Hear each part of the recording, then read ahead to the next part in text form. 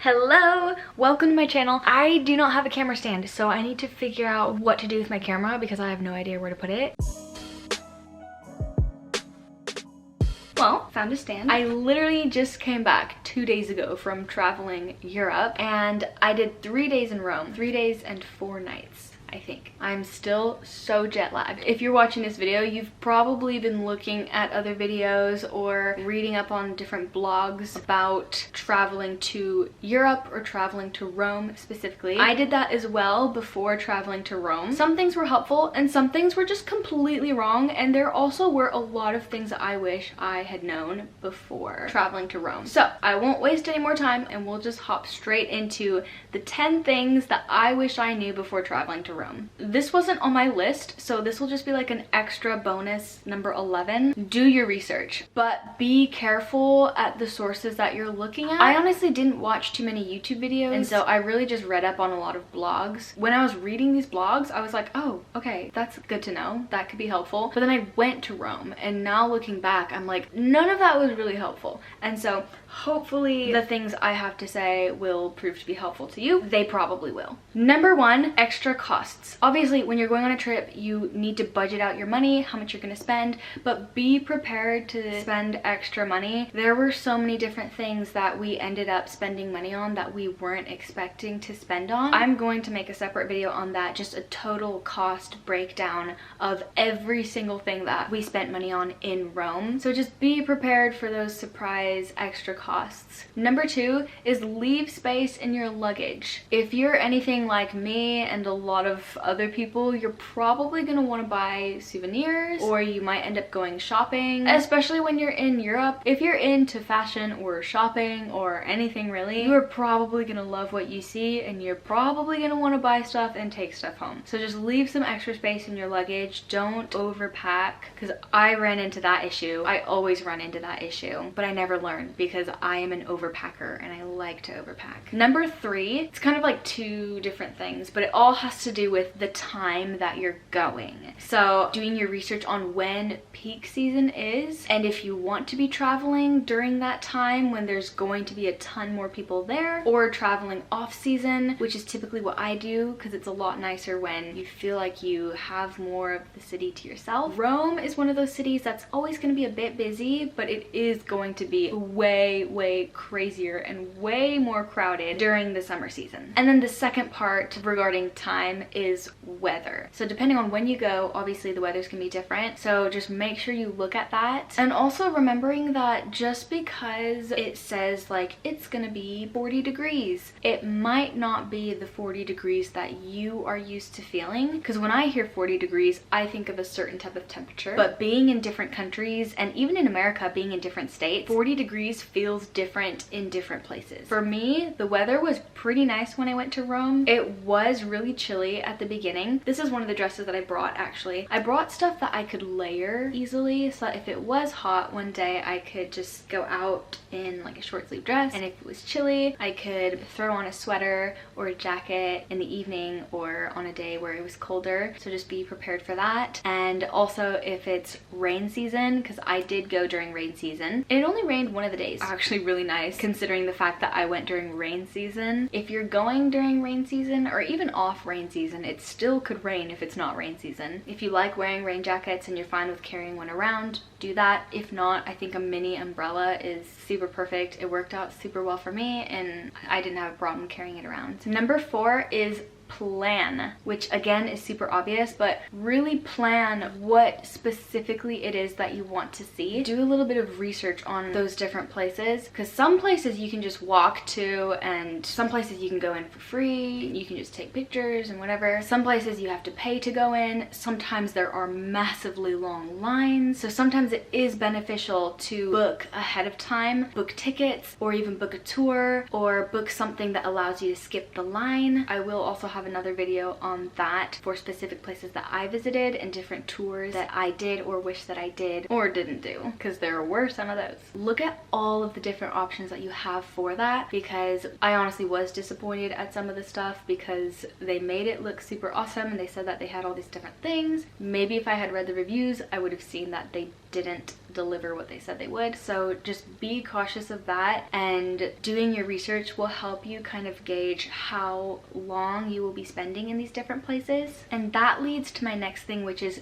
transportation. Taxis are expensive. They're just expensive. And also, from my experience being in Rome and the couple times that we ended up using a taxi, literally we had been in the city for a couple of days, like we knew the streets because we had walked them so much, and they were literally just driving around in circles to make the cost go up. And I just was like so done with that, so we decided to not use taxis anymore because that happened to us like 3 times, and we decided to try public transportation. It was so awesome. It is so cheap to take public transportation, and it is not as hard as you might think it is. If you're not from a place that uses public transportation, it might seem a bit frightening to use it, especially if you're traveling with family or with like little kids, but it really isn't that hard to use public transportation. A lot of the blogs that I was reading was also saying like, oh my gosh, don't use public transportation, but I thought it was totally great. It was really, really awesome, and it was a more affordable way for us to travel around. So based off of the things that you want to see and the places that you plan on visiting, that can also help you determine what to do for transportation. And once you've decided that, that can also help you determine cost as well, because you'll know, are we gonna be taking a taxi here? Are we going to be taking public transportation? Are we gonna be renting a car? And that'll just give you a better idea on cost. Last thing with transportation, if you're actually wanting to go into like the city of Rome and like see all of the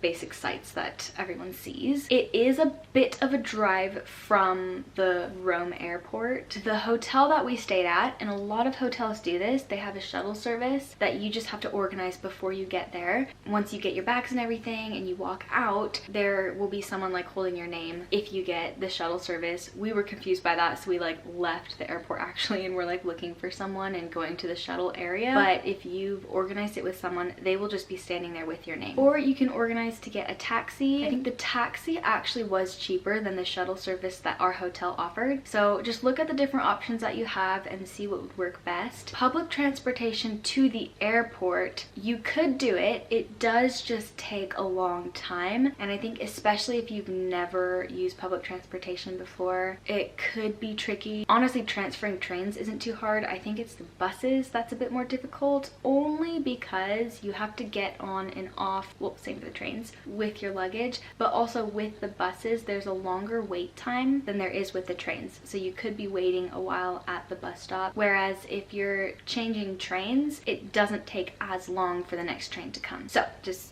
keep that in mind. My camera's about to die, so I'm gonna change the battery and come back. Okay, we are back and my camera is alive. Okay, what were we on? We did transportation. Number 6 is leave yourself time to wander. If you're only going to be there for a day or 2, it might be harder, but I mean, I was there for 3 days and we had plenty of time to wander every single day, because Rome is a small city and all of the famous like architectural buildings and things are very, very close to each other. So we saw like a good chunk of Rome just on the first day. On like the second and third day, we did go and see other things, and we kind of traveled out on other sides to see more stuff, but we still had time to go back and see things that we had already seen, and we also had time to just wander. And I think it's so important to just have time to wander around, just to let yourself not feel like a tourist for a second, and just to really soak in the fact that you're in Rome, and giving yourself that time to just breathe the air, which actually is very smoky, so maybe you don't want to breathe the air, but you get what I'm saying. Just to see things and really be present in the moment and admire the beauty of the city. Number 7, food plans. You don't need to plan out like exactly what restaurant you're gonna eat at, exactly what your meals are gonna be, but do be aware of how much it might cost. If you're going to be eating around the touristy areas, which I do not recommend because it's not always the most authentic and they just overcharge you on absolutely everything. Again, I'm gonna make a video breaking down all the money that we spent, and a huge part of that was food. I'm also gonna have a video specifically on food food, like where to find food, what to be careful about, and different stuff like that. So you can also watch that video if you are interested in hearing me talk a little bit more about food. For the purposes of this video, I'm just gonna say just be aware that food can be expensive, and so take that into account when you're planning your stuff. Number 8 is a hotel city tax is a thing. So I'm not sure if they also do it in other cities in Italy. I did travel to other countries and they did also do the same tax thing in other countries. It was a lot cheaper in other cities that I went to, but in Rome it was massively expensive. I know I have like a receipt and I have it written down somewhere exactly how much it was for us. Pretty sure it was around 40 to 60, 30 to 60, somewhere in that range, like 30 to 60 euros. I just remember being like, whoa, that's expensive, because we were checking out of our hotel and then they were like, oh yeah, by the way, there's this city tax and every night that you're here we charge you this much, and so we had to pay it before we could leave. So keep that in mind, you may have to pay for that. Number 9 is they take pictures of your passport, so don't let that scare you. I know it scares a lot of Americans. When we got to the hotel, they asked for all of our passports and then they were like taking pictures of all of it, and we were like, what are you doing? And they were like, oh, we're just taking pictures of the passport. And we were like, do you need to do that? Like,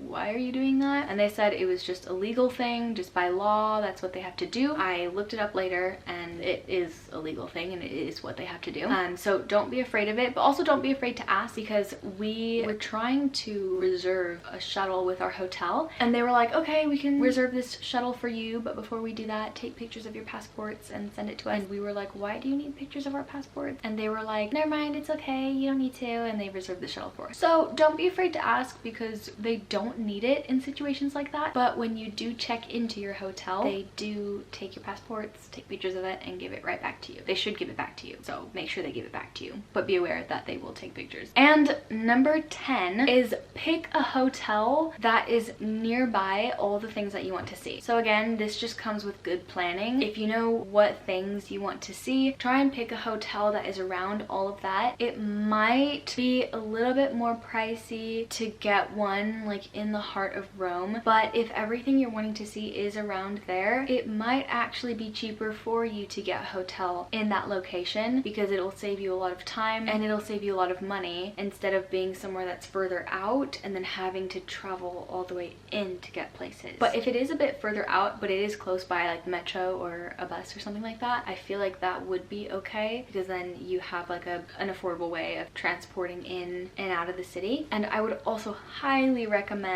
getting a hotel that is nearby a grocery store. It can be like a super tiny one. Like we had a super tiny little mart at the corner of the street, and it was really nice because we bought food there for meals sometimes. We also bought water there because it was super cheap to buy ginormous water bottles that we kept and drank in the hotel, and we had like mini ones just to go out. And I just thought of something. So this is like bonus tip number 12, because I gave tip 11 at the very beginning of this video. Tip 12. Oh my gosh, I just forgot what it was. Oh yeah, be aware that things close pretty early in Europe in general. Sometimes if you're wanting to go sightseeing, just be aware that stuff might be closed around like 6. It depends on what season it is. So because I went before daylight savings just happened, I went during like the winter months before they pushed the clocks an hour forward. Yes. Everything closed a lot earlier, but once the time gets moved and you have a bit more daylight, they start moving things a bit later. You don't want to plan for something and then have it be closed. This is just a really stinky thing, but sometimes when you look things up on Google Maps, it'll say it's open, but it won't be.